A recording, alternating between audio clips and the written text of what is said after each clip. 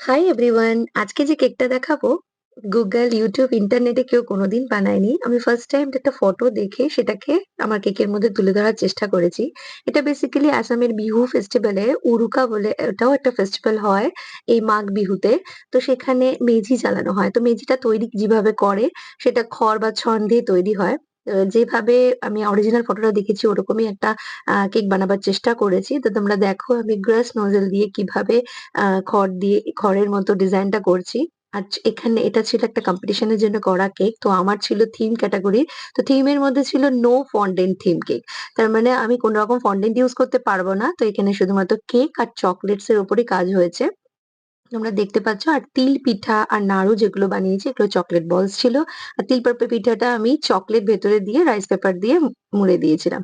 পানটা অরিজিনালি ছিল। তো দেখো কেমন হয়েছে। জাজেসরা খেয়েও বলেছিল ভীষণ ভালো হয়েছে।